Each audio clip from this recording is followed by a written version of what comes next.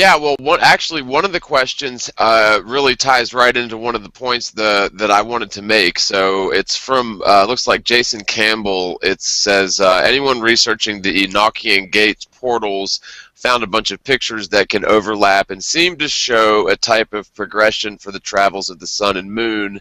And we had Zen Garcia on a while back, who's sort of a proponent for this Enochian sort of system, although I believe his model is still circular. There's a new sort of model, I guess you could say, being kicked around where essentially the Mercator projection is correct. It's a square-shaped flat Earth where you, let's say you travel west towards the international date line. Once you hit that international date line, you are essentially teleported to the opposite side of the Mercator projection, and that's how circumnavigation is done, is through not going around in any sort of circle, but actually teleporting from one side of the Earth to the other, which does sort of seem to align with the Enochian Gates. But there's been sort of, well, the other show that I did for a while, This Week in Flat Earth, there's been sort of a kerfluffle involving the hosts of that show. I don't know if you guys know Kristen Wolf, but essentially she had been sort of trying to work out this sort of flat linear model, like this Mercator linear model, for a while. And from what I gather, Lori and Lawrence have sort of taken that quote-unquote model and ran with it.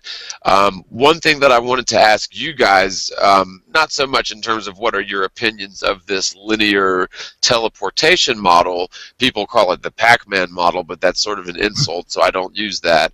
But what are your guys' thoughts in terms of not so much as it being legitimate, but in terms of the circular path of the sun? I've seen pretty good evidence for that all over the place. For example, the northern summer solstice.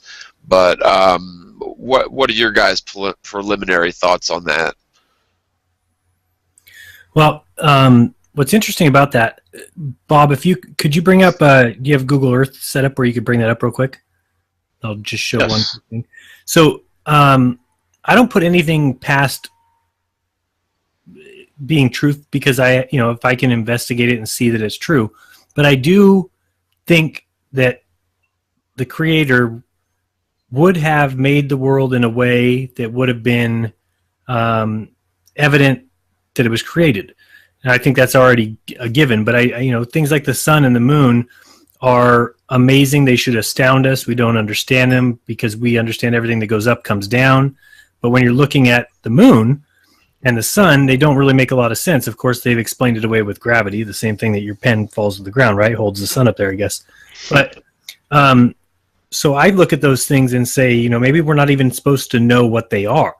And that's the incredible thing. That's what tells you you're special. Somebody put that there for you. And so that's kind of the way I look at it now. So when you talk about, the Pac-Man map, well, if somebody created the game of Pac-Man and Pac-Man became self-aware inside that game, he would never be able to understand what happens when he goes out one screen and comes out the other side. In fact, if he were to try and measure that, he would probably come to the conclusion that he was on a ball because he was going around. But then if he tried to measure it, he would measure it as flat because there would be no curvature. So that opens that up to me to think, okay, that's a possibility. Now, Bob, if you grab the measuring stick up there, it's the one to the right of the little planet. Okay, hang on a second. The one to the right of the little planet. That one. Yeah, that okay. Thing. So if you grab that and then hit, I'll show you something crazy, which almost leads to this really interestingly. If you hit the second one that says path, the second tab, and then hit show elevation profile. Yep. Okay, now start a line at, say, San Francisco area. But in the water. Just start in the ocean. Yeah, there. Now click it, and then kind of go towards Hawaii. Whoopsie. Oh, crap. That's Sorry. Okay. You could just keep going. It should let you keep drawing the line. If you kind of go towards, just kind of start heading towards. It'll be a path. So you can just keep clicking it. Like, it'll keep drawing a path. Like if you just go out towards the water more, see how it'll keep letting you click it? Okay. Then now go towards Hawaii and click it again. Yeah, you went the wrong way the first and second time. Okay. Then keep going towards Hawaii, like zoom out a little bit. It stays with you because it's drawing a path. So zoom out so you can get more towards Hawaii. Ouch. Oh, crap. Yeah, the problem here, let me clear it. Let me start again. Okay. My bad. All right, so let's try this again. All right, so let's start here. Yep. Roughly. Yeah, Okay. sure. And then go like halfway to Hawaii and click it again. That's fine that it does that. And then just keep going towards Hawaii a little bit more. It's weird that it's doing that zoom in already, but you should be able to keep doing it.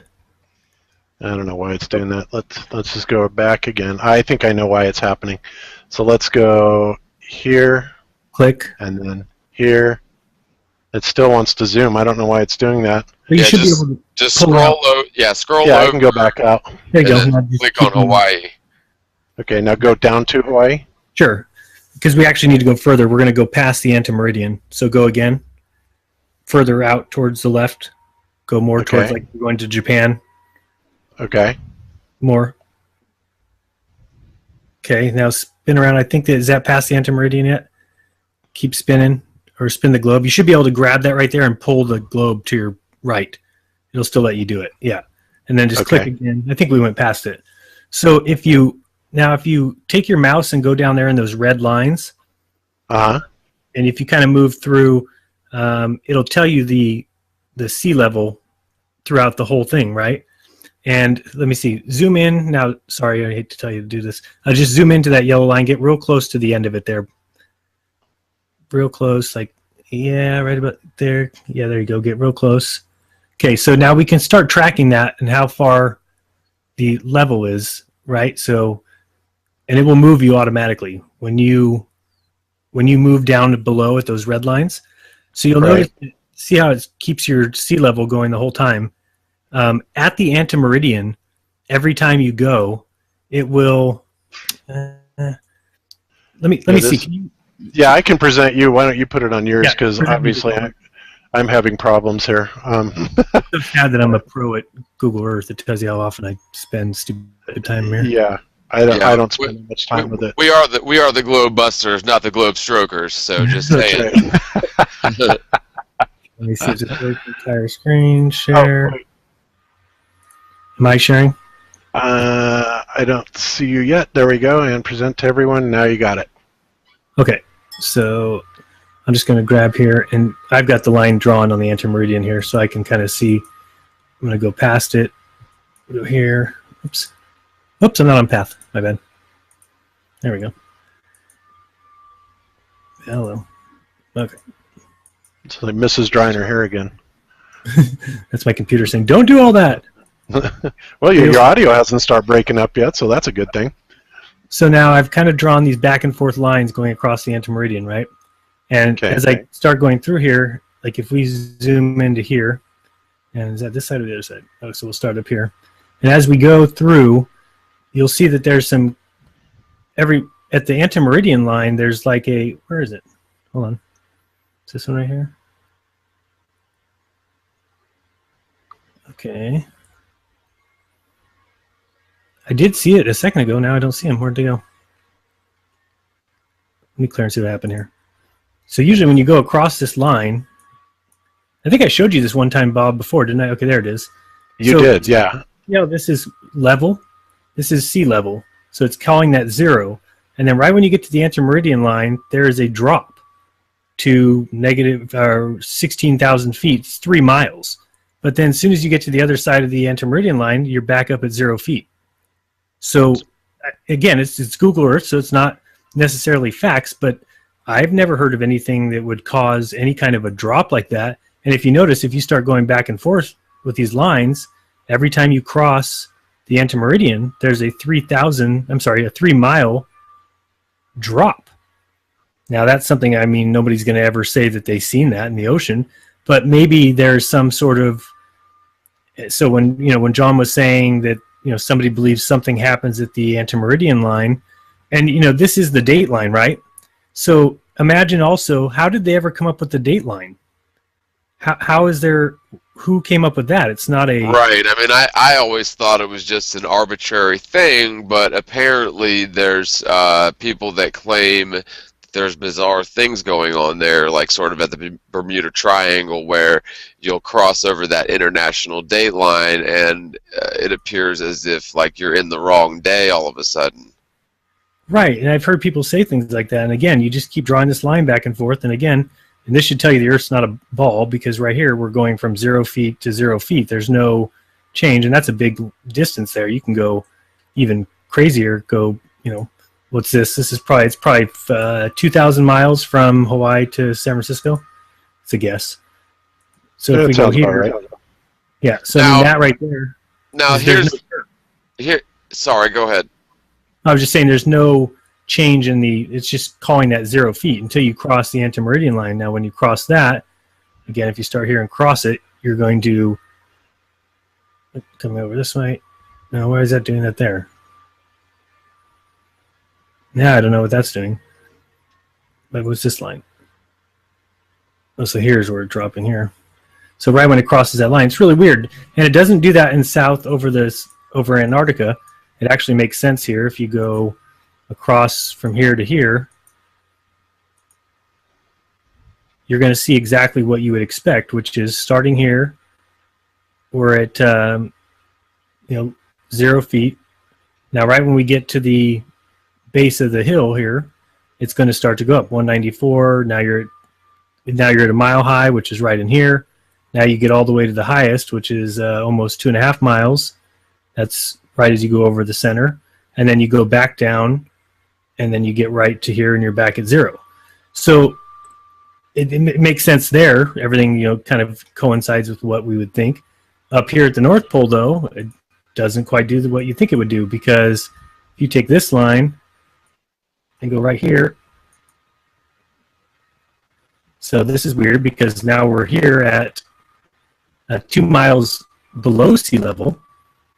And as we go up to the North Pole, we kind of never make it back to sea level. It just doesn't make a lot of sense. It's confusing, but at the same time, I always ask myself, why do they show these things? Why is the anti-meridian a drop-off? Why is the North Pole a hole? Well, which is basically when you get here. The reason why I think there's all these discrepancies is because the Earth is actually flat, and they're having to skew data around in order to make the numbers work on a globe. And so I would definitely expect to see all sorts of strange anomalies on the globe, but isn't it convenient that this major anomaly in terms of the international date line is way out in the middle of nowhere where nobody's really ever going to go? And so I think, things like the Bermuda Triangle and things like the international date line, I mean, I've never left America, so all I have is second and third hand knowledge, but I've just seen so much evidence for a circular system with the North Pole, magnetic north in the center, and the North Star in the center, and everything else sort of being situated relatively around that. Now, I know that there are issues with taking lights in the sky and trying to ascribe relative distances based on that, because of issues that we've even discussed in this very video here. But at the same time, I think that further study is definitely warranted. But one thing that I suggested to Kristen, who, by the way, was telling me, details about this model and sort of bouncing things off of me weeks before Lawrence and Lori sort of touted it as their model, so just saying on that. But one thing that I suggested to her, and I don't know if you guys ever remember hearing about this experiment, but I talked to a couple different people on some social media who, one of the guys was a globe earther trying to debunk flat Earth, and what he did was he got in his SUV with a very good built-in compass, and he put himself in a very wide open area where he could drive unimpeded for many, many miles, and aligned his direction so that a city in the far, far distance was directly west. And what he did was he kept his alignment with that city due west and went perfectly straight for it, I believe for like 10 miles or so. And what happened was is the compass actually drifted, so where even though he went perfectly straight towards that city that was due west of him, the compass drifted so that he was facing slightly west-southwest, I which guarantee that happens. Yeah. yeah, which would be perfectly in line with a circular flat Earth where the latitude lines are curved. And so now I've never done this experiment, but I heard lots of people talking about it. And in fact, one of the guys was a globe earther who was going to debunk all of this because of that. It was just totally astonished. But I'm just curious as to whether you guys had either spoken with anybody or even done that same sort of test with a. We should, because there's definitely, if you just look at this from Hawaii here to Mexico here, and it makes you draw that curve. See that curve? Which Right. is ridiculous, because why can't I just go the path and then go this way? Yeah, that curve should follow the latitude lines because Right. the latitude lines are assumed as a curve. Right. So I could go this way to get to that same place, and we know that the straightest distance between 2 points is a straight line. Exactly. So I should be able Exactly. to get here, right? Yep. But yeah, I have to go here. And I've showed this before. If you take just a line and you go Hawaii to this part of Mexico, Yep. okay, so we're looking there, it says 3,600, 3,598. So if I start moving my mouse up this way, this is a farther journey, right? We're at 3,600. But Yep. if we do that, watch what happens. So if I go here, so we were 3,600 here. Now I'm going to start moving my mouse up, and you'll notice that we're at 35. We're at 35. Hello, I'm moving further away. 35, 35, 35, 35.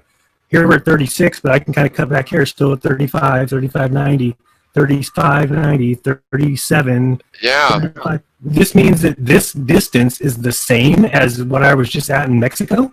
There's no way. I'm all the way up in Canada. Look at Canada, I'm still at 36, 35.92. Now, That's ridiculous. That is not the same distance as from here to here. It's That's- a complete lie. totally true. Now, your audio is breaking up a little bit, but could you do me a minor favor and draw that arc from the southern tip of South America to New Zealand?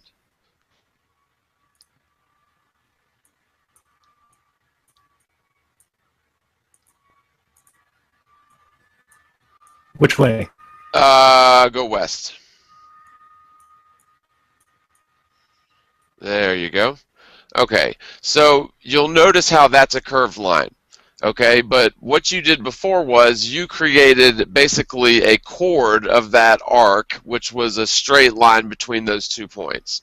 Now, during ancient times, when people like Magellan were circumnavigating the globe, they were naturally following these curved paths because it was all done by observations of the stars. So they sort of had to follow along those curved paths with the stars. Now, here's my point. With modern navigation, we have the ability to follow that chord of the arc as opposed to following that arc, which is, a thing with manual nautical navigation. It sort of has to be an arc because you're using the stars as guidance. But with modern technologies, we're able to shave off a great deal of distance, which, by the way, even according to, zetetic astronomy, which I'm not going to use that as a source, but even according to the very, very old model that Robotham was describing, that distance is totally doable with a commercial airliner within 12 to 14 hours. Totally doable, especially when you consider modern jetliners are not necessarily following those, manual navigation arcs. I guarantee you they have the ability to sort of cut that corner and follow the chord of the arc. So I think that's a point that really needs to be driven home, because people like Tiger Dan and a bunch of ignorant globe earthers are supposedly debunking the flat earth because of that flight from Chile to Argentina, when in fact it's totally doable in a flat earth model. It doesn't need to do a big arc. Yeah, Exactly. And of course, those distances in an azimuthal equidistant projection, they're all skewed and far more disparate than they actually are anyways. So it's just a projection. I mean, you can't go by that and say, oh, well, that's way too far to fly in 14 hours, because it's not. I mean, it's totally doable. So anyway. I don't know how fast those planes are going. Yeah, but I average probably 550, and even then it's still doable. But I'm saying even if they wanted to go 650, who's going to notice? Right. Well, you know, another thing I thought of.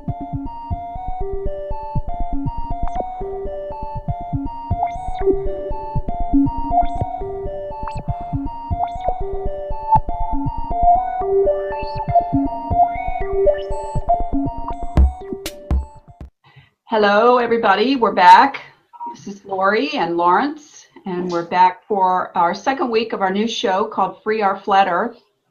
And we have some things to talk about this week that are in addition to and on top of what we've been talking about for weeks and weeks. And that is that the azimuthal equidistant map that the flat earthers call the flat earth map is incorrect. And we've been approaching this from just a sort of an attack mode for several weeks.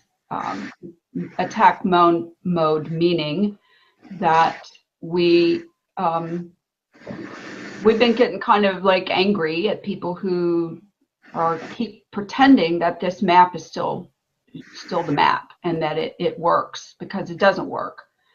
And one of the things that we're going to talk about today is Lawrence has gotten a map, and he's been plotting on the map different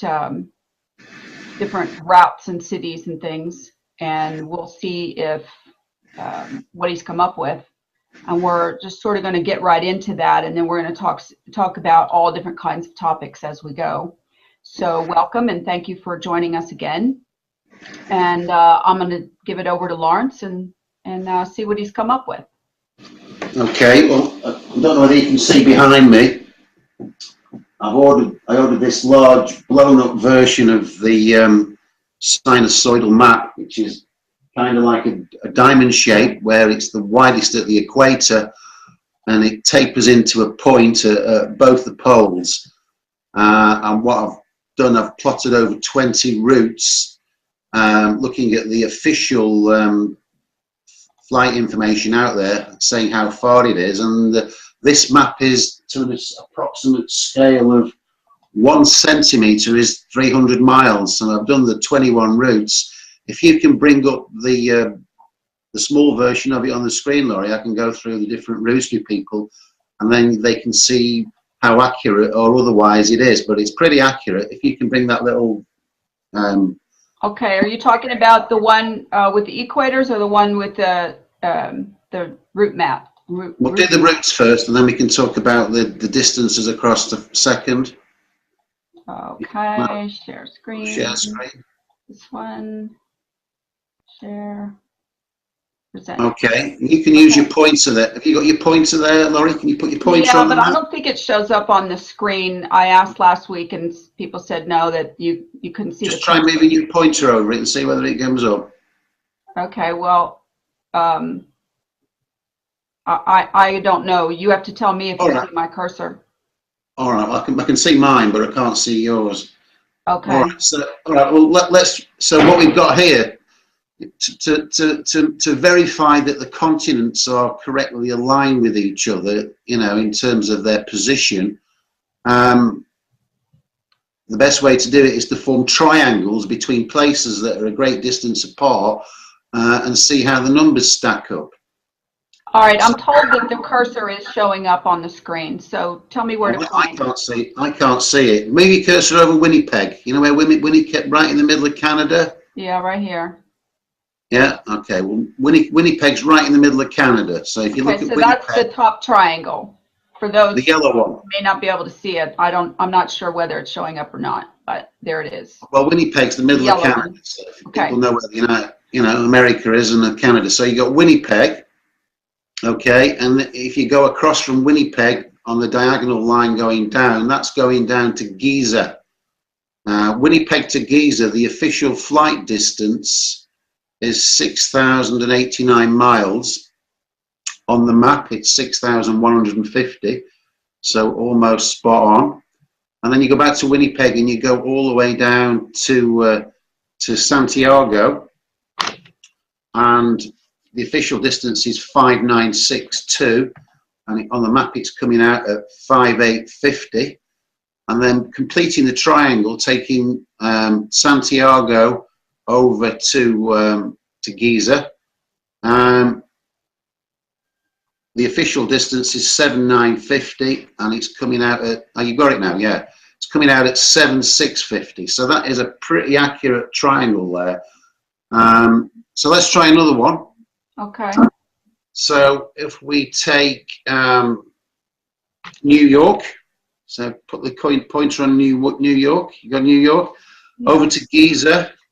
The distance is, official distance is 5,618.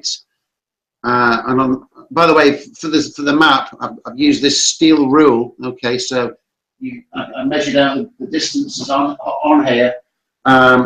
So every centimetre is 300 miles. So we've got New York to Giza, and that's 5,618. On the map, it's 5,7. I've got these in a certain order, but we'll come back to the rest of that triangle. If you move down to Orlando, Laurie.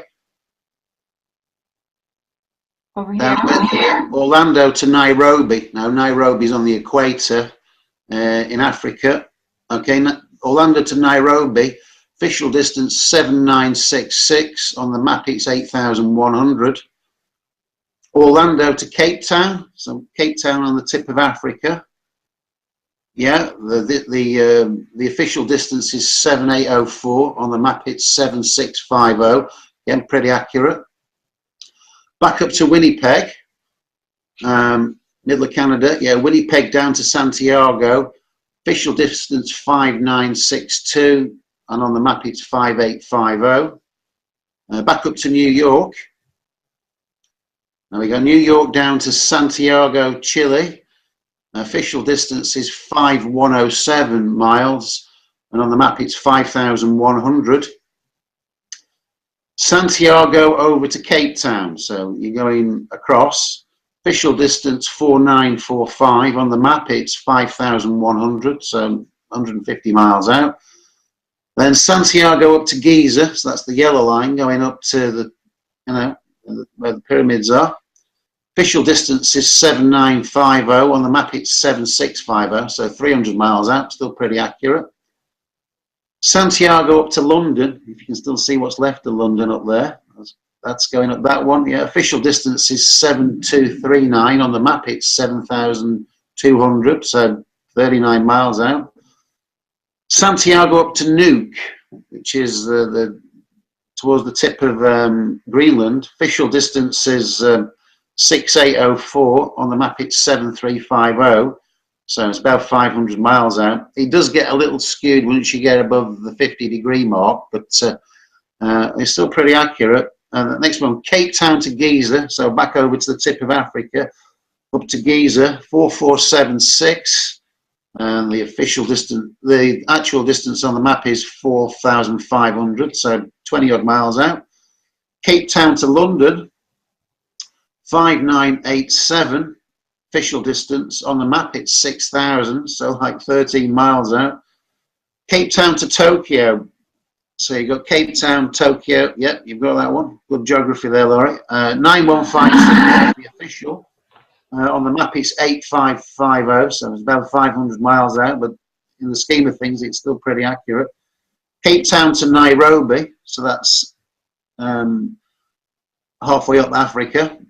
Yeah, up to there. The official distance 2,541. On the map it's 27, about 150 miles out. Cape Town to Sydney, so that's right across the bottom on the red line.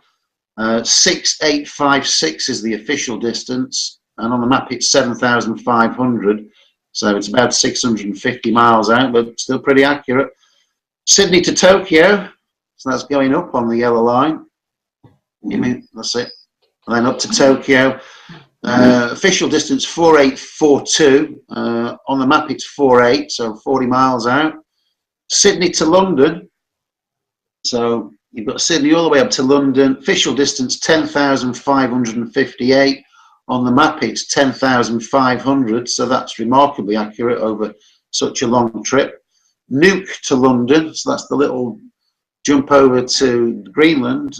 Official distance 2,025, and on the map it's 1950, so like 75 miles out. Sydney to Johannesburg. Now, Johannesburg is that yellow line that goes at a slight angle up into the other side of Africa at the base. So Sydney to Johannesburg, 6871 is the official distance. On the map it's 6,900 miles, so it's about 30 miles out. Tokyo to Giza, so you're going up to Tokyo and then down to Giza. Official distance is 5961. On the map it's 6,000. And Sydney to Santiago, this is a bit out, but not much out. If you go, this is the black line, so you're having to fly off the map and up the other side. It's coming out at 7063 is the official distance, and on the map it's 7,500.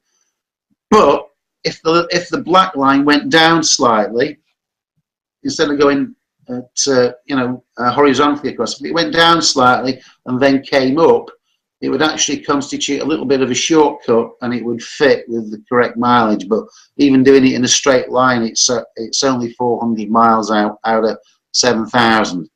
So all those places, they all triangulate well, and the distances are all within 5%. The worst anything is 8 or 9% out. So that is a pretty accurate representation of where the continents are to each other, the size of the continents, and the route side up. Once you get quite high up, if you bring the other drawing, Laurie, which is showing you the actual width across the Earth from one side to the other, you can actually see how skewed the Mercator map will be, because obviously that's a square map all the way. So if you can try and bring that one up, we can cover the distances on that.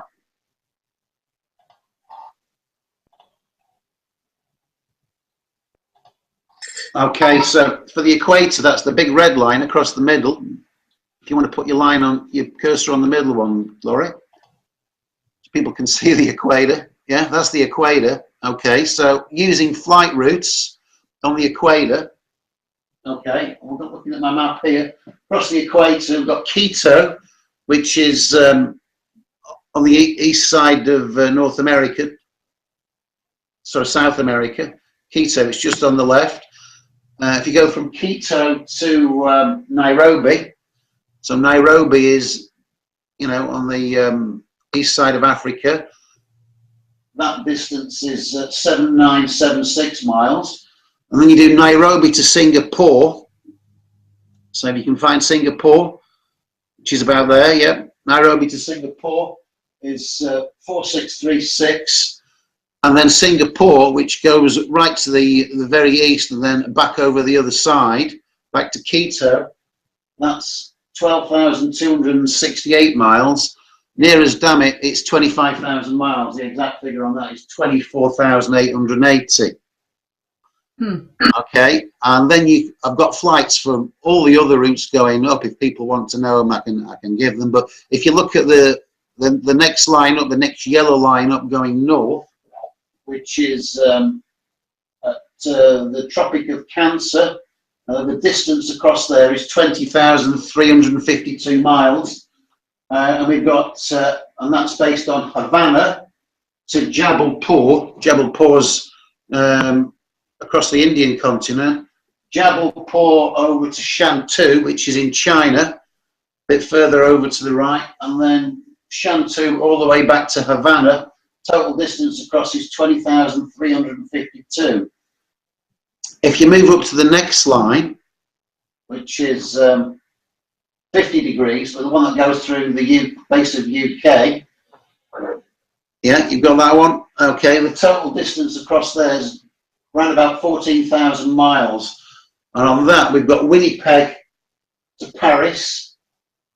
These are all roughly on the same latitude, 50 degrees north. That's 4,130 miles.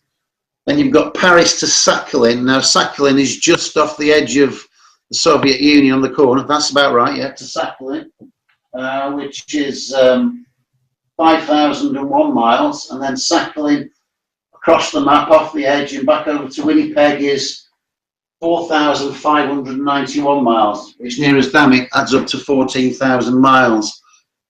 If you move up another 10 degrees to latitude 60 north, the distance is 9,649 miles, so it's starting to shorten up quite rapidly. And on this one, I've got Anchorage, which is Alaska, you know, on the not far off the tip of there, and there we're going over from Anchorage to St. Petersburg. St. Petersburg is just past the UK. No, not that far. A bit more to the left. Round about a bit more to the left. Yeah, to St. Petersburg, which is where are we? 4,084 miles, and then we got St. Petersburg to a place called Magadan, which is right on the edge of the Soviet bloc.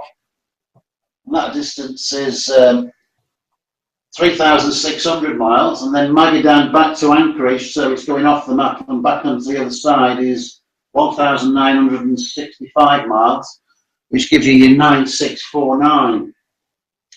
Now, if you move up the latitudes further to, now I haven't got any flights on this because there aren't any to go off, so I've used what's known as, there's a little app on, or a little program on the internet, and it's, if you just Google calculate the distances between various latitudes, you can work out the distance. So you work out half the distance. You can't work out all of it. It'll only do half, because if you do more of it, it finds the shorter route. So if you do 50% and double it, that will give you the distance. So at latitude 70 degrees, so that's up to the next line, which is the one above Nuke. No, that's the top line. Down one. Go down one. That's your 70-degree line. And at that distance, that latitude, the distance across is 5,527. And you go up to 80 degrees north, which is the top red line. And the distance across there is 2,764 miles. 85, which I've not got marked on because it's too tiny. At 85 degrees north, the distance across is 1,382. And if you go to as far to the top as you can, 89.5, just before the very top, it's less than 50 miles across. It's 46 miles across. So it looks like both the poles go to a single point, you know, and form some kind of a diamond shape. So that tells us that what Robotham is saying, because these distances are exactly the same when you look at the flights going across the bottom. So if you look at the one on the bottom line, which is, where we go, 50 degrees south. So we've got a place called Stanley. Now Stanley's just on the tip of South America. Lawrence, you need to try to face the mic better to talk, because it's coming out a little babbled, I think. All right, well, put your cursor over Stanley. Stanley's just a little island off the tip of the South America to the left of where you are. That's Stanley. So from Stanley to a place called Kerguelen, which is, if you stay on the same line of latitude and move down from Madagascar and a little bit to the right, yeah, now down, more the other way, a bit more to the left, a bit more. Keep going. Very well. All right, stop there. That Kerguelen's about there. Oh, Kerguelen's like a research base.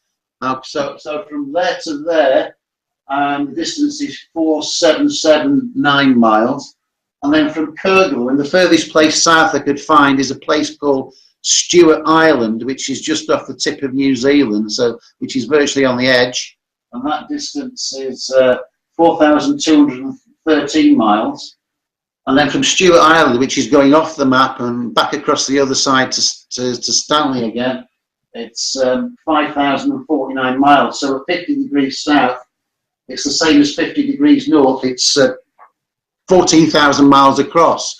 Now, Robotham will have you thinking that it's more than 25,000 miles across. You know, he'll be telling you it's 26,000 miles across. Well, it isn't. You know, the poles, you know, as you approach the poles, they both taper into to a single point. And that's giving you the four corners of the Earth. You've got the east, the west, the north, and the south. Those are the actual 4 points.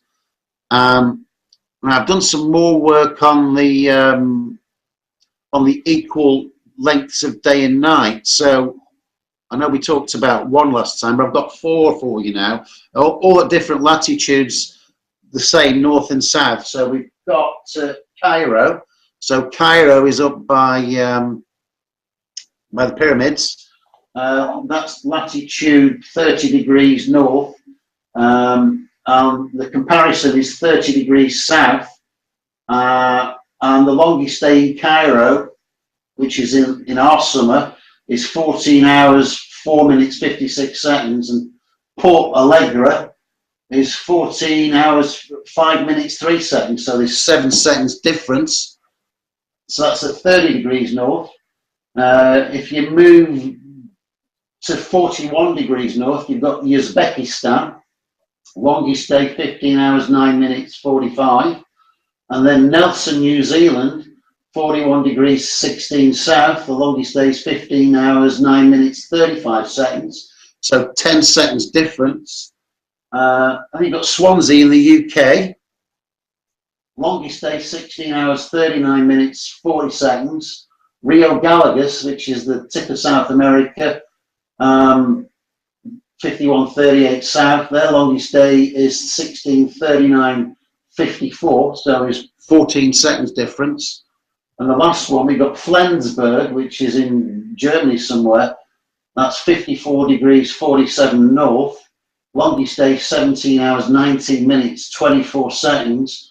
And Ushuaia, which is in the south, 54:48, so they are more or less identical in the south.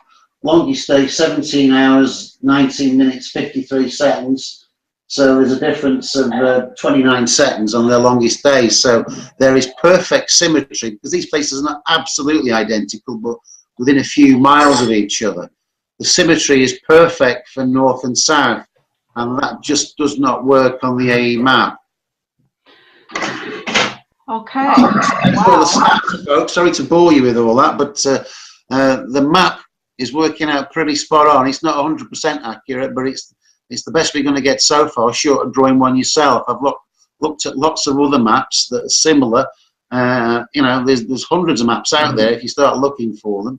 But that's the best you're going to get from all the information that I've looked at. And short of drawing one yourself and plotting all the airports, you're going to be hard-pressed to find anything more accurate, and it's not going to look too dissimilar to the one we've just presented to you.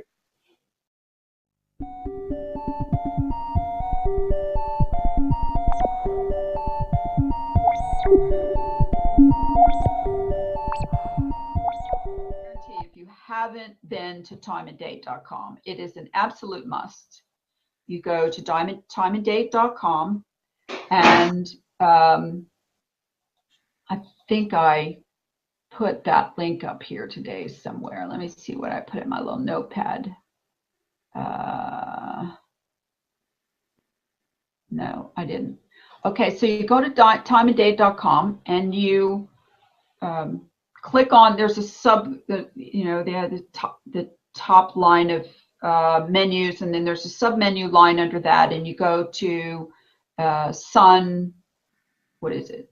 Sun map, yeah, map the sun, and you click on that, and it takes you to the active sun map of where you are. It knows where you are.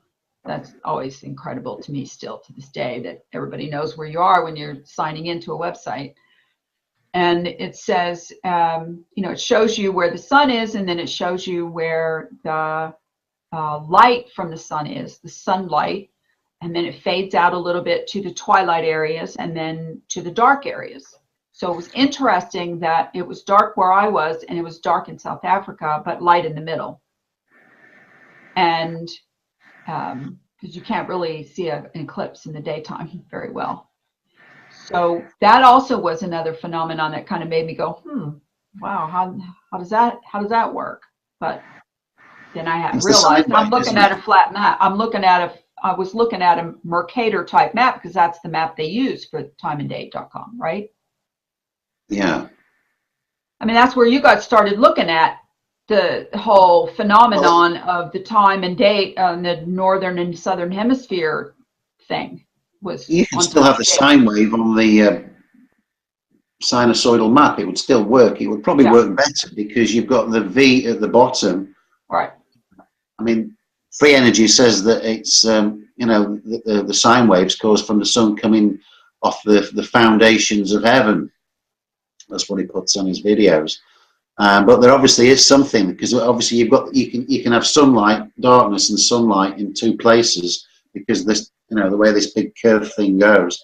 Right. So there must be some other effect other than the sun itself. It's not, the sun isn't making a Yeah, it's not making a little, yeah, like on the AE models, they always show, the not sun's like going the A around, model, no. the It's sun's not. going around a little circle. We've Yeah, seen it 1,000 times, and it's got a little circle of sunlight around it, and it just goes around. And yeah. that was one of the first things that I saw that debunked that was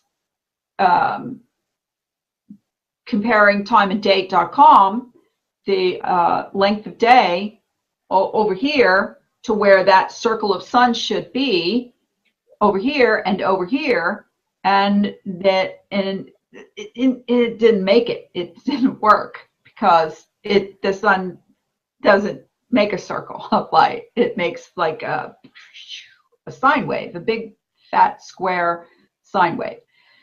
So so at the end of the day, when you start to take these things apart, your mind wants to refill that information, wants to replace that information with something else. And, it's like if a person is crazy and they think they're a duck, I mean, they really, really, truly believe they're a duck. They look in the mirror and they see a duck looking back. If you try to convince that person they're not a duck, they're not going to understand that until you tell them what they are instead. Okay? Because they can't just be, if they're not a duck, they can't be nothing. They have to be something else. So you have to describe to them that they're a human, and you have to make them understand it. Well, that's kind of the same phenomenon, you go through with becoming a flat earther. You have to let go of your entire lifetime's belief system of the globe and everything associated with it. And then you have to be able to go back and replace that information with something else. And you have very little to go on when you first start because you don't have enough information. You have to start throwing away ideas like gravity, for example. Like today, I saw a cute little video, and sadly, I would love to share this video, but I can't because the guy that made the video put a super loud music over the top of the dialogue, and you halfway can't understand what he's talking about. But it was about bumblebees, and he said when he was in school, when he was a kid, his teacher told him bumblebees can't fly, but the teacher never told him why or what they are doing because they're obviously flying. Okay, but the teacher told the guy, bumblebees can't fly, and aerodynamically they're defying physics because and I'm talking about bumblebees, the big ones that are like they look very cumbersome when they're flying. Same way with June bugs or beetles, the same thing. They just sort of bang into stuff all the time and hit the wall and fall down and start up again, and it's pretty laughable actually. And so so the guy later on tried to figure out, okay, what is he talking about? And he came across the information that it explains that bumblebees aren't actually flying, they're levitating. And so same way with large beetles, that have a pretty big body and their wings aren't that big. They have those, I don't know, little hard wings, and then they open those up, and then there's some like little wings underneath it there that actually make them fly. And he described about that the bumblebee is actually getting to the same hertz, I guess through sound, to the same hertz as the surrounding world, and that allows it to actually levitate. And so when I first saw this, I was like, huh, I don't believe in levitation like that. But then I started understanding what he was talking about, because it went into some other information about how the wings work with magnets and, you know, all kinds of stuff. You'd have to see the video, but look it up. It's something like bumblebees can't fly.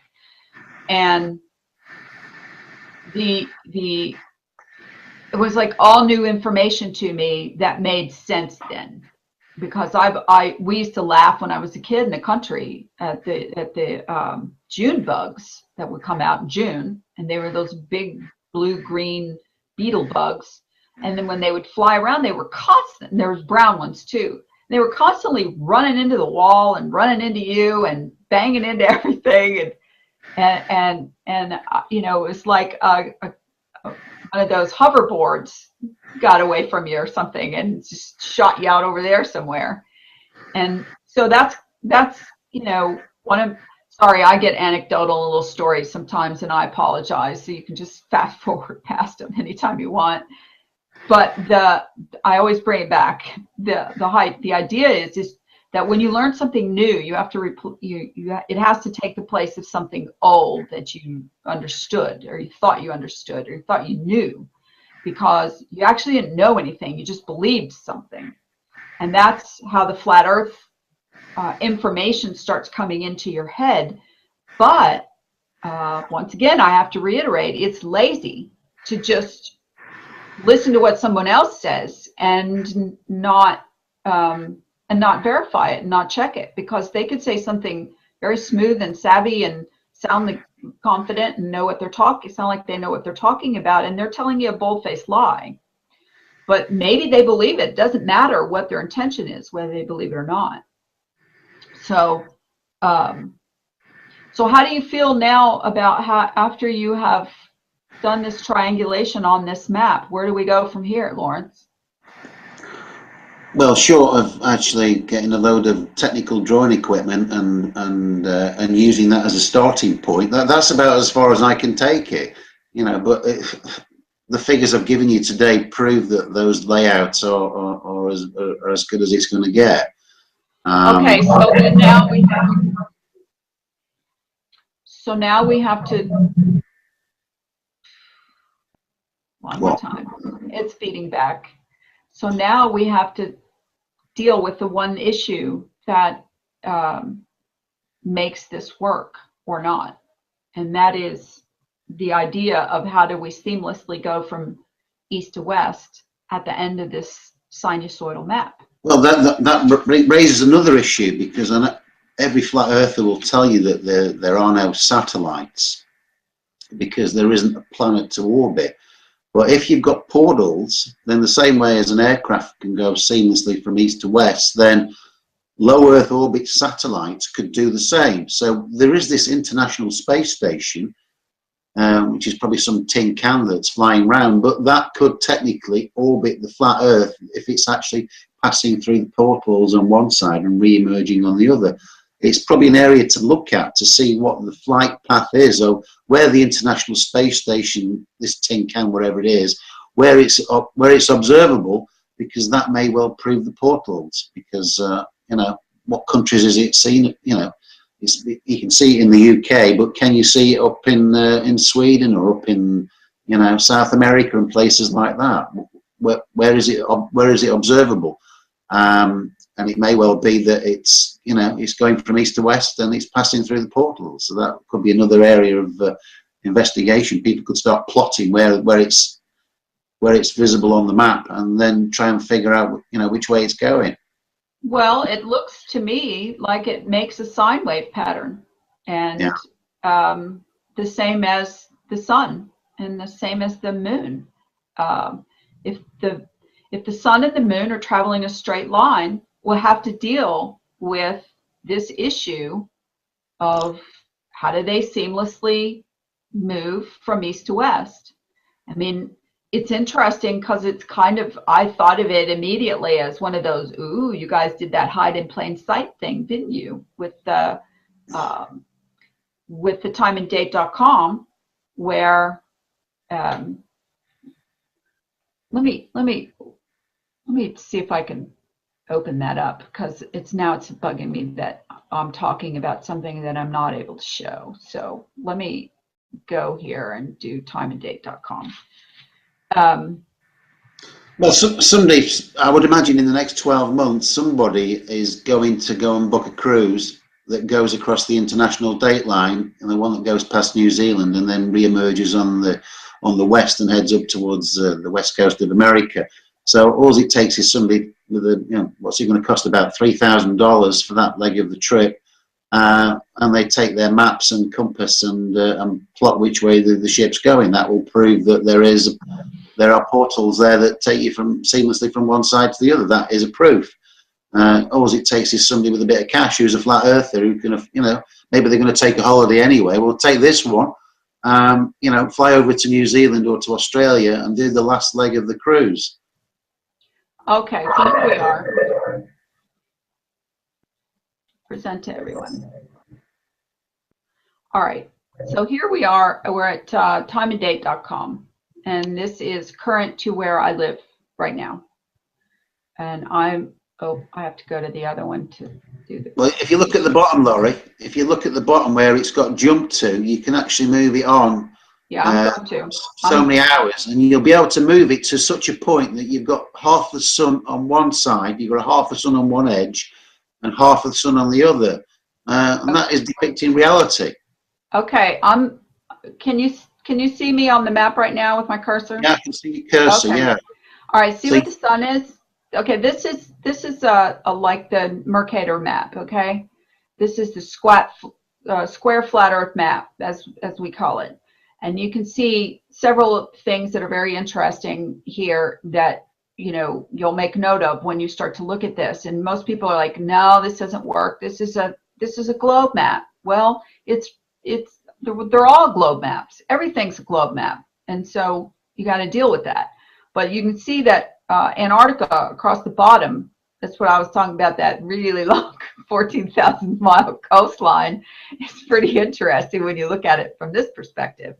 But right down here at the bottom, okay, this is now, and then I can go plus 10 minutes, and it will refresh, okay, and the sun is a little closer over here, so it probably can do 1 hour. Well, take it the other way, Laurie, so you can show the sun on both sides at the same time. Sorry. Take it another 10 minutes to the right.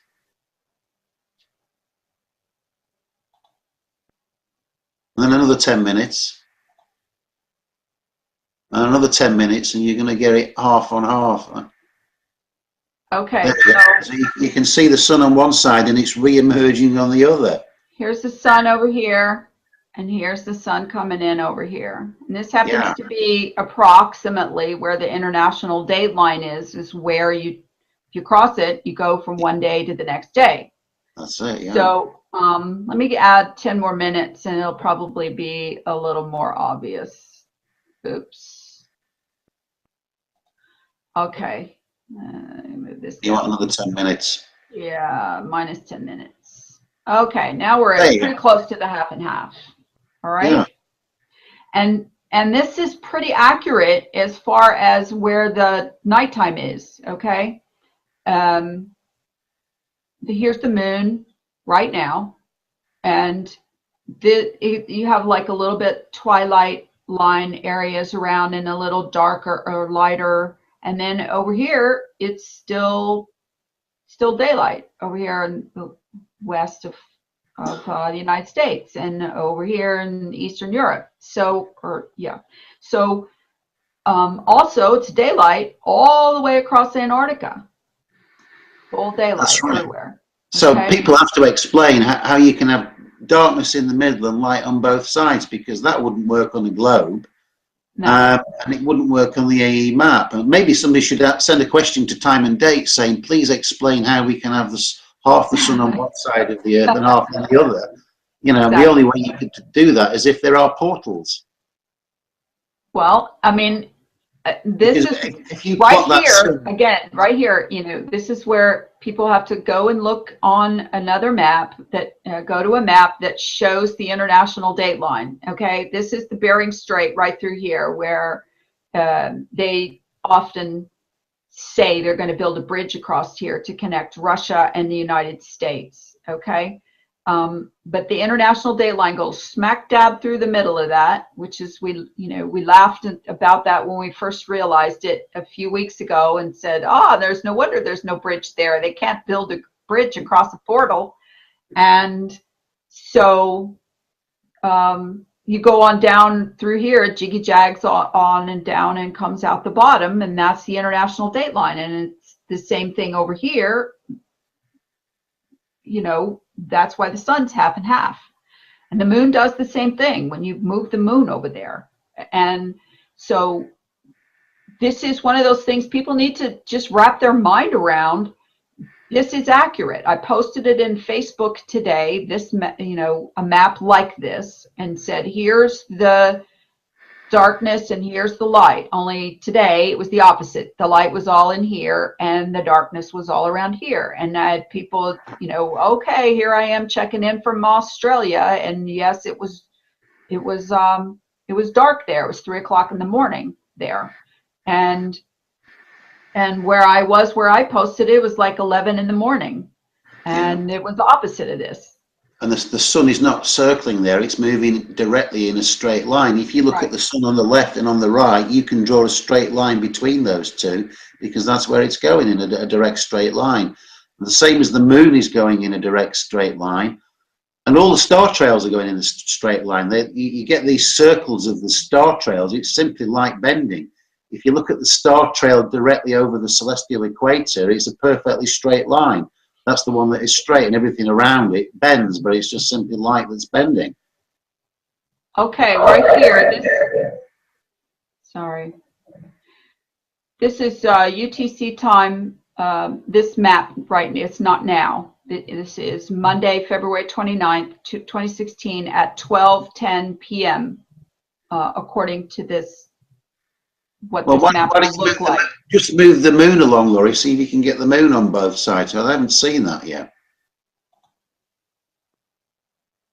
A bit for you want another 10 minutes at a time, or an hour, maybe 1 hour. Knock an hour off it. I'm trying, it's spinning and spinning, so it's having trouble updating.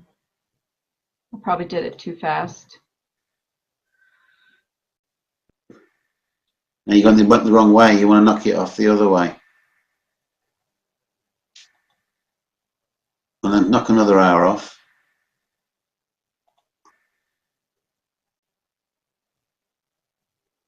Okay, Hey, half the moon on one side and half on the other. Well, how's that possible? There's the moon.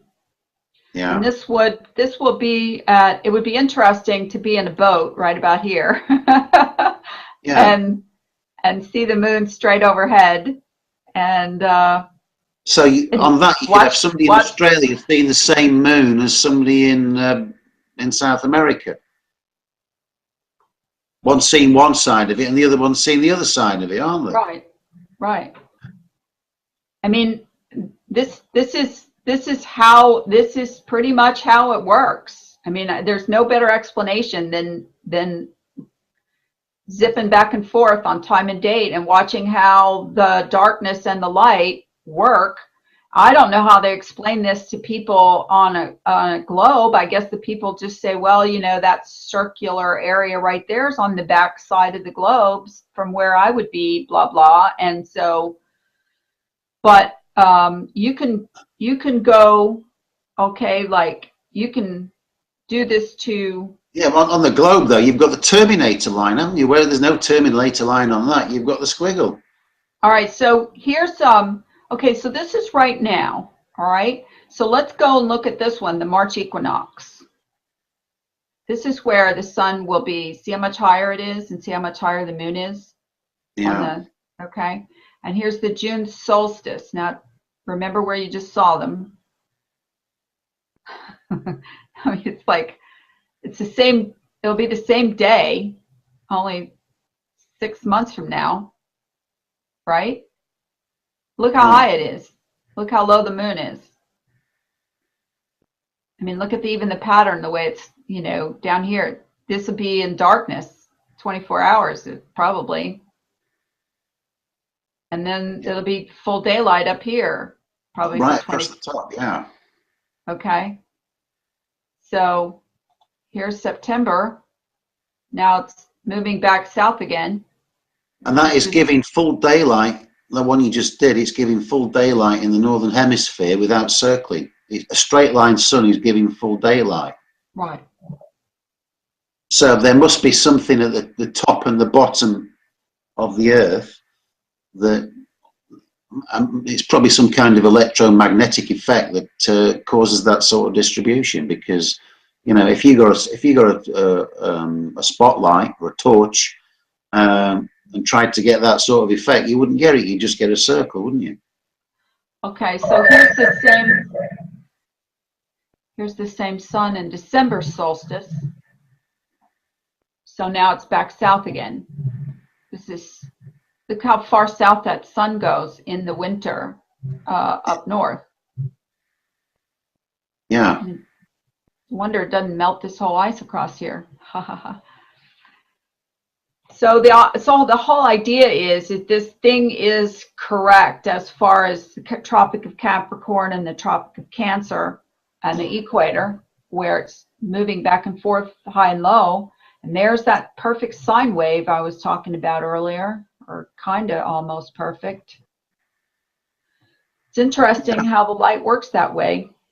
Yeah, and as we proved earlier that the continents are, you know, on that map that's behind me there, we've proved that those continents, that they all triangulate pretty accurately to within about 5% of the official distance. Then the sun has to be moving in a straight line, because people can check on time and day where the sun is at a certain time. And, you know, if it's sunlight where you are and you look on time and day, it'll say, yeah, the sun's over you.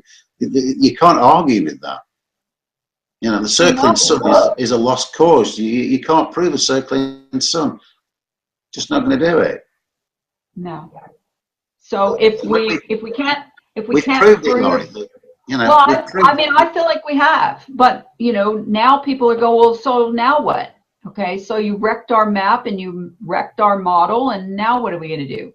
Well, we've given them a new model. You know, they need to work on what we've got, and maybe they want to improve it. You know, maybe they want to try and put together a map of their own. There's that guy, French-sounding guy, who's talking about people having compasses in different parts of the world. I'm not too sure whether that will ever materialize, but he was talking about putting together, and he actually commented on our last presentation last week, saying we should stop slagging people off. You know, we're only slagging people off who are telling lies. And we haven't slagged anybody off this week, so nobody in person anyway. No, and it's really, sorry, it takes a second for that feedback to stop. There's no reason anymore for us to do that anymore. I mean, you know who you are. You know who you are that are, you know, see, if I had been making all these videos of circling suns and moons and circling maps, and I discovered that they don't work, I would feel compelled to remove those videos and make new ones. And there's no need for an apology. I mean, it is what it is. We all thought that.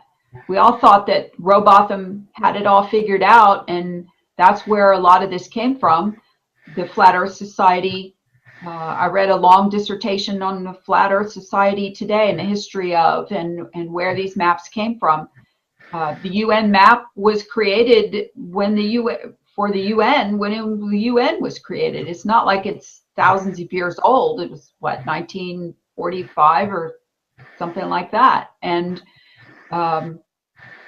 And so why did they pick that map? I have no idea. Why are there 33 segments in it? You know, the classic 33 Masonic thing. Why? I don't know. Why is the AE map look like it, only instead of putting the United States front and center, the European Union's front and center? I don't know. But it doesn't matter why, or you know, who did it, but if we're going to continue to use it and knowing that it doesn't work, why are we doing that? That's my big question. How are we going to get anywhere? They're all laughing at us if you know, the Illuminati or the Masons or they, them, the cabal, whoever, whatever wicked name you have for them, they're laughing at us.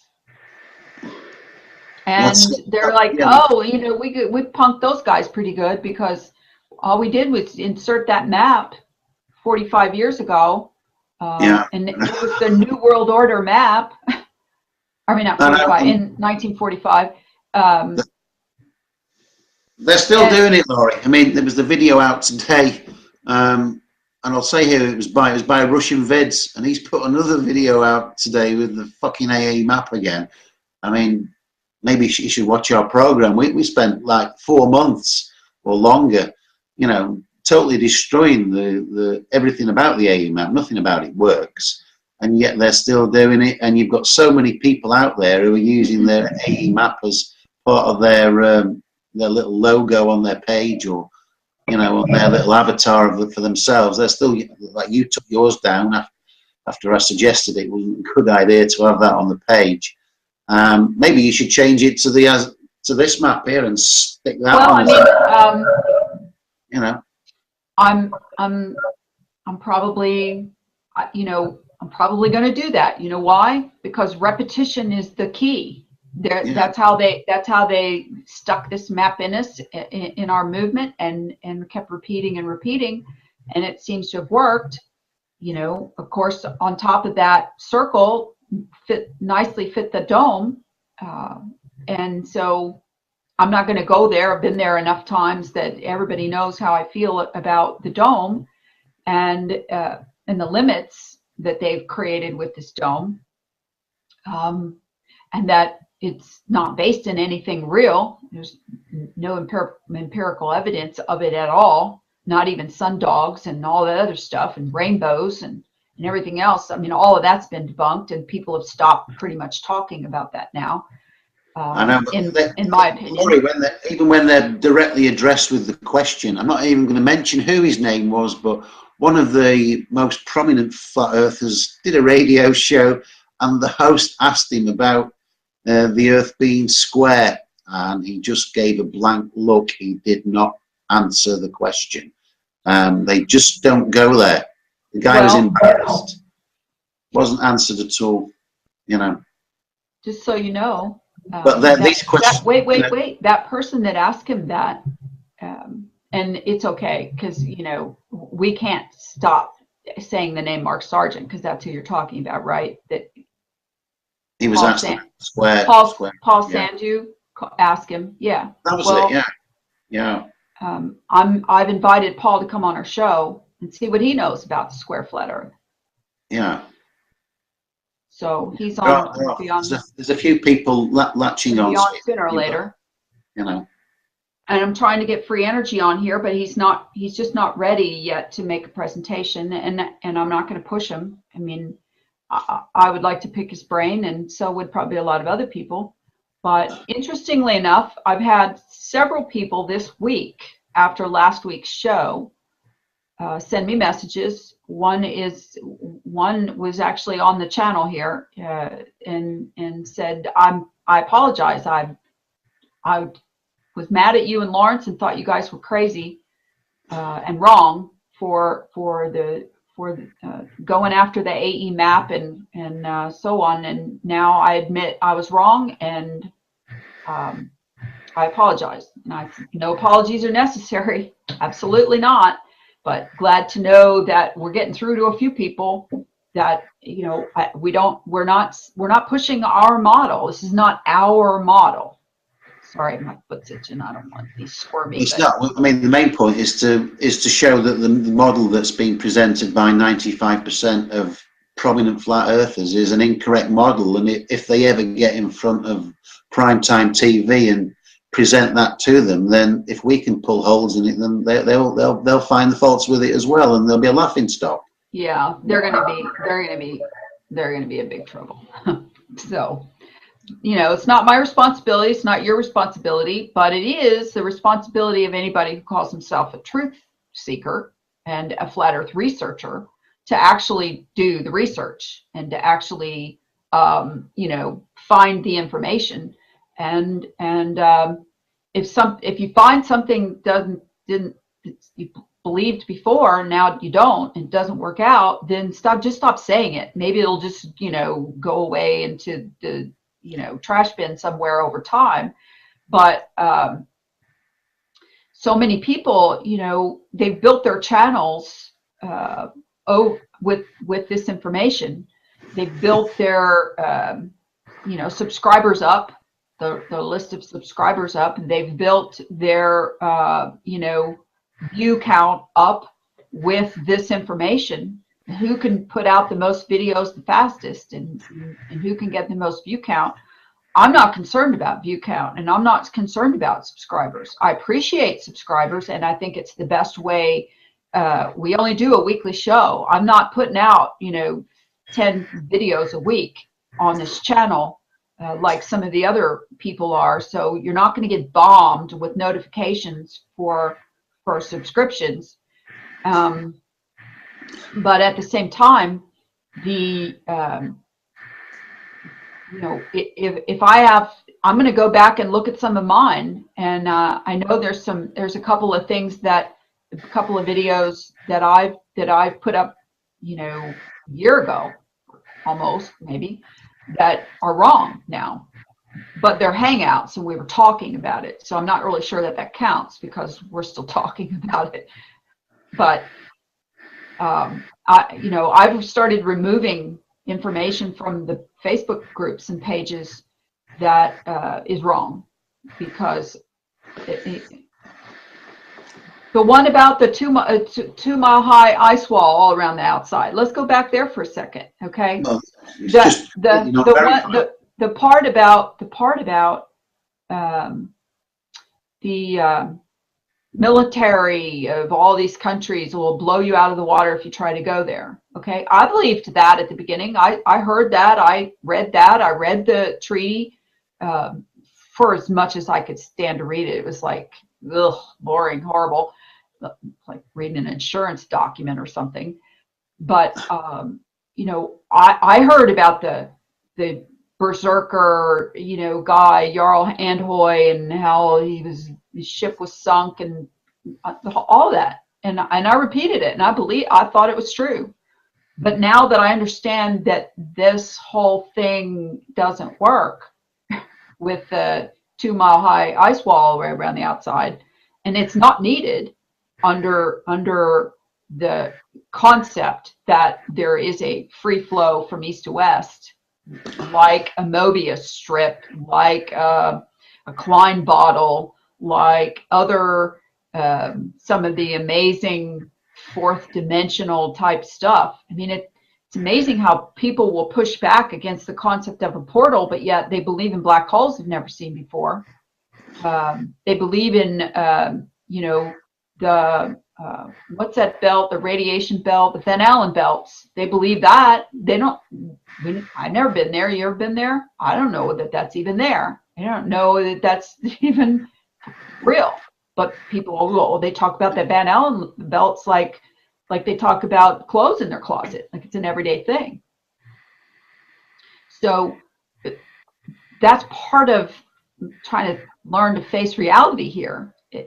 You know, if there's some kind of a seamless method of something moving from east to west in perpetuity, I mean, if you just keep going around and around and around, I would think you're just there's only one way to keep going around and around, and it is, and since the AE map doesn't work, we have to fill that in with some other concept of how that happens.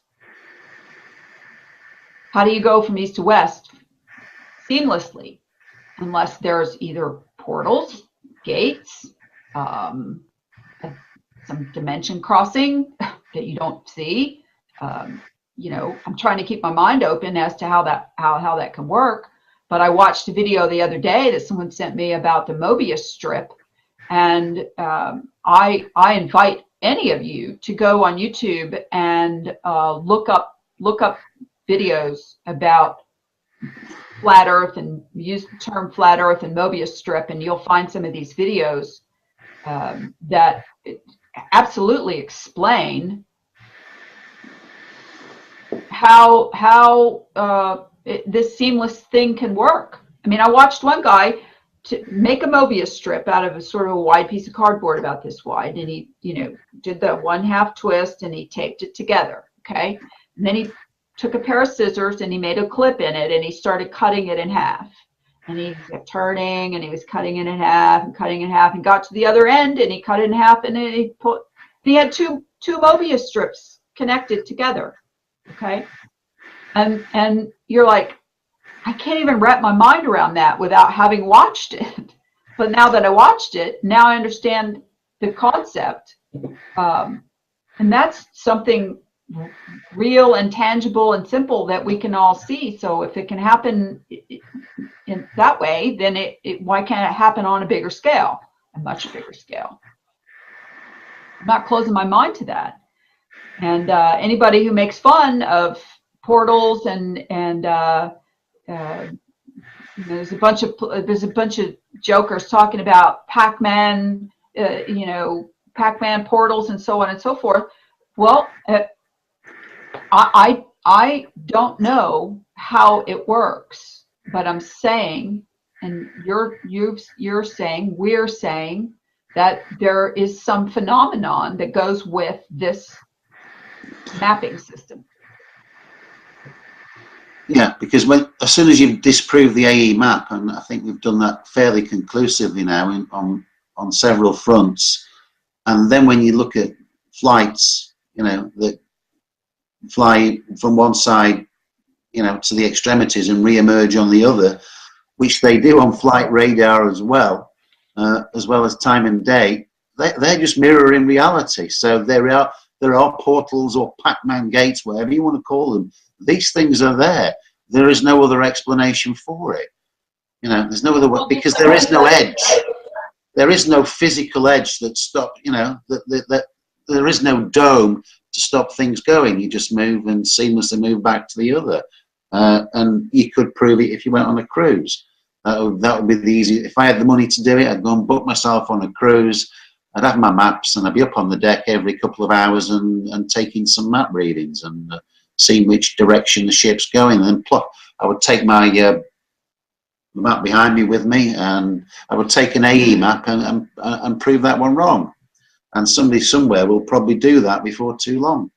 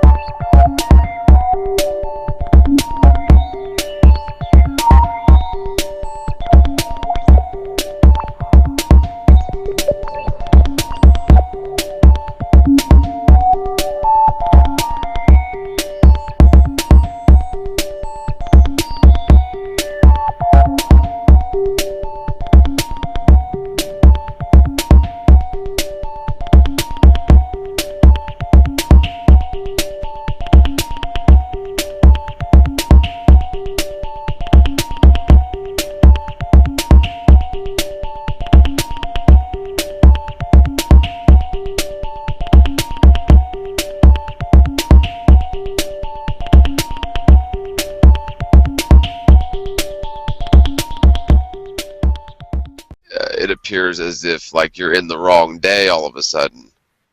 Right, and I've heard people say things like that, and again, you just keep drawing this line back and forth, and again, And this should tell you the Earth's not a ball, because right here we're going from 0 feet to 0 feet. There's no change, and that's a big distance there. You can go even crazier. Go, what's this? This is probably 2,000 miles from Hawaii to San Francisco. It's a guess. So if we go here, right. Yeah. So now, that right there. Now here. Sorry, go ahead. I was just saying there's no change in it's just calling that 0 feet until you cross the anti-meridian line. Now when you cross that, again, if you start here and cross it, you're going to come over this way. Now why is that doing that there? Now I don't know what that's doing. But what's this line? Oh, so here's where it's dropping here. So right when it crosses that line, it's really weird. And it doesn't do that in south over Antarctica. It actually makes sense here if you go across from here to here.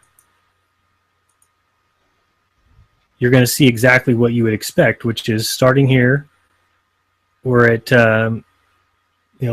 0 feet.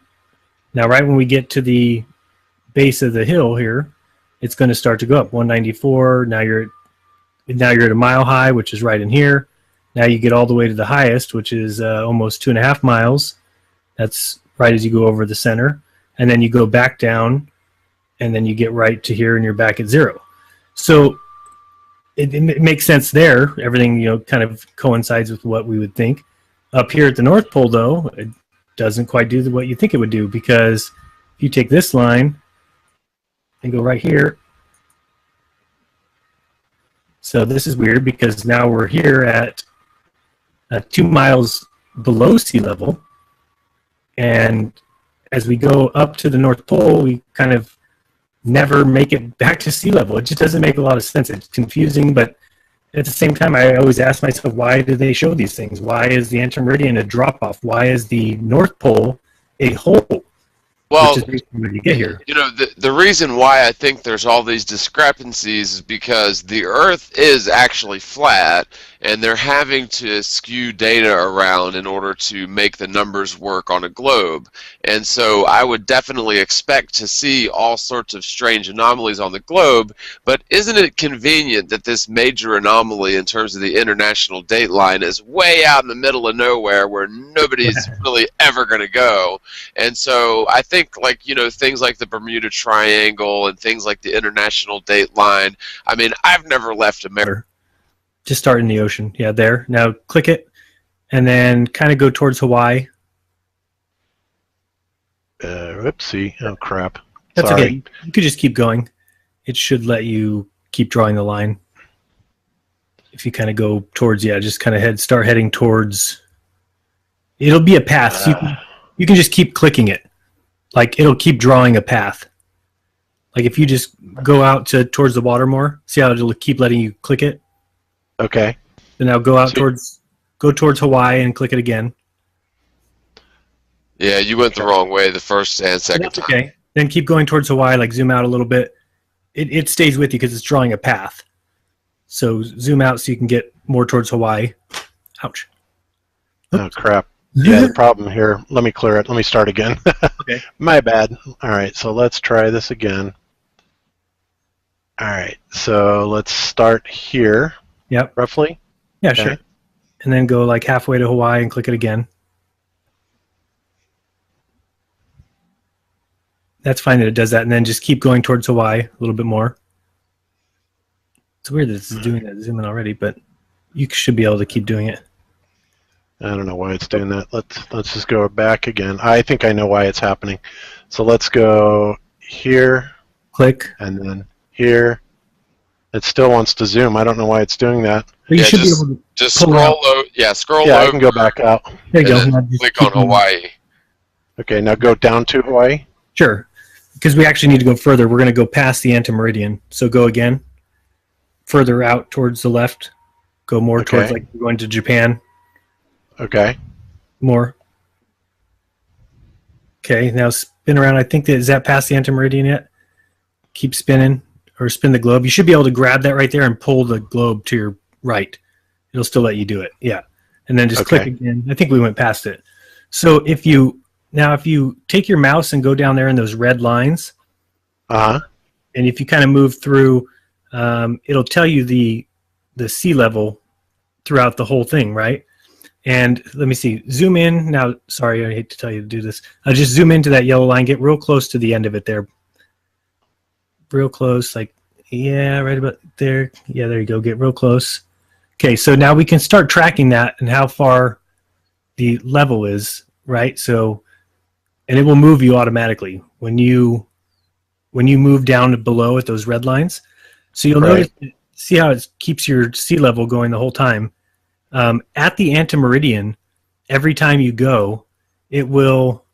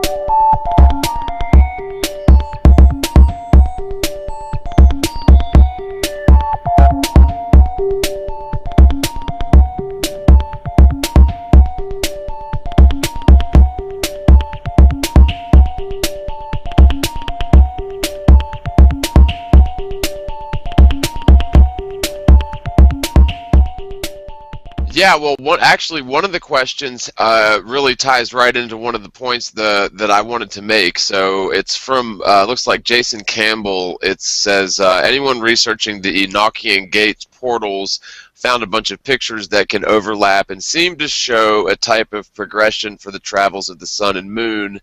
And, you know, we had Zen Garcia on a while back, who's sort of a proponent for this Enochian sort of system, although I believe his model is still circular.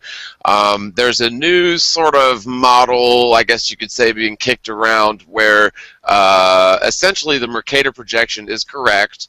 It's a square-shaped flat Earth where you, let's say you travel west towards the international date line. Once you hit that international date line, you are essentially teleported to the opposite side of the Mercator projection, and that's how circumnavigation is done, is through not going around in any sort of circle, but actually teleporting from one side of the Earth to the other, which does sort of seem to align with the Enochian Gates. But there's been sort of, well, the other show that I did for a while, This Week in Flat Earth, there's been sort of a kerfluffle involving the hosts of that show. I don't know if you guys know Kristen Wolf, but essentially she had been sort of trying to work out this sort of flat linear model, like this Mercator linear model, for a while. And from what I gather, Lori and Lawrence have sort of taken that quote-unquote model and ran with it. One thing that I wanted to ask you guys, not so much in terms of what are your opinions of this linear teleportation model. People call it the Pac-Man model, but that's sort of an insult, so I don't use that.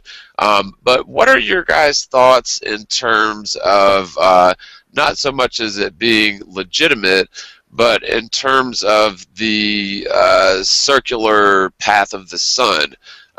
I've seen pretty good evidence for that all over the place. For example, the northern summer solstice. But what are your guys' preliminary thoughts on that? Well, what's interesting about that, Bob, if you could you bring up, do you have Google Earth set up where you could bring that up real quick? I'll just show one thing. So I don't put anything past being truth, because I, you know, if I can investigate it and see that it's true. But I do think that the creator would have made the world in a way that would have been evident that it was created.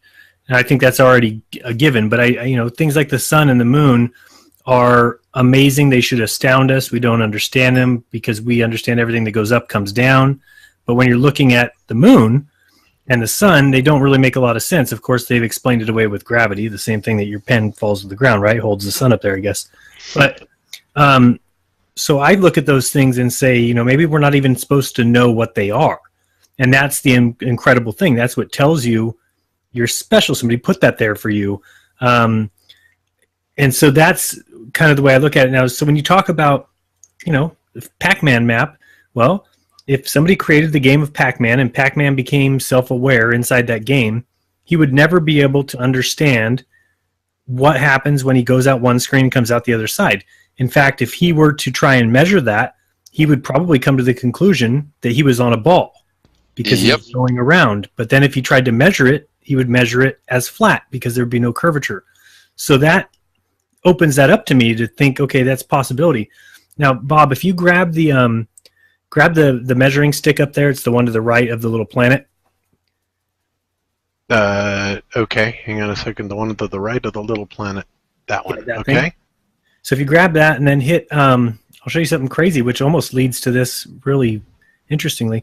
If you hit the second one that says path, the second tab, and then hit show elevation profile. Yep. Okay, now start a line at, say, San Francisco area. But in the water. Let me see. Can you... Yeah, I can present you. Why don't you put it on yours? Because obviously I'm having problems here. It's sad that I'm a pro at Google Earth. It tells you how often I spend stupid time here. Yeah, I don't spend much time with it. We are the globe busters, not the globe strokers. So just saying. Let me see. Is it the entire screen share? Oh, am I sharing? I don't see you yet. There we go. And present to everyone. Now you got it. Okay. So I'm just going to grab here, and I've got the line drawn on the antimeridian here, so I can kind of see. I'm going to go past it. Go here. Oops. Oops, I'm not on path. My bad. There we go. Hello. Okay. It's like Mrs. drying her hair again. That's my computer saying, don't do all that. Well, your audio hasn't started breaking up yet, so that's a good thing. So now I've kind of drawn these back and forth lines going across the antimeridian, right? And as I start going through here, like if we zoom into here, and is that this side or the other side? Oh, so we'll start up here. And as we go through, you'll see that there's some, at the antimeridian line, there's like a, where is it? Hold on. Is this one right here? Okay. I did see it a second ago. Now I don't see him. Where'd they go? Let me clear and see what happened here. So usually when you go across this line, I think I showed you this one time, Bob, before, didn't I? Okay, there it is. You did, yeah. This is level. This is sea level. So it's calling that 0. And then right when you get to the antimeridian line, there is a drop to negative 16,000 feet. It's 3 miles. But then as soon as you get to the other side of the antimeridian line, you're back up at 0 feet. So again, it's Google Earth, so it's not necessarily facts, but I've never heard of anything that would cause any kind of a drop like that. And if you notice, if you start going back and forth with these lines, every time you cross the antimeridian, there's a 3 mile drop. Now that's something, I mean, nobody's going to ever say that they've seen that in the ocean, but maybe there's some sort of, so when John was saying that, somebody believes something happens at the antimeridian line, and this is the date line, right? So imagine also, how did they ever come up with the date line? How is there, who came up with that? It's not a... Right. I mean, I always thought it was just an arbitrary thing, but apparently there's people that claim there's bizarre things going on there, like sort of at the Bermuda Triangle, where you'll cross over that international date line, and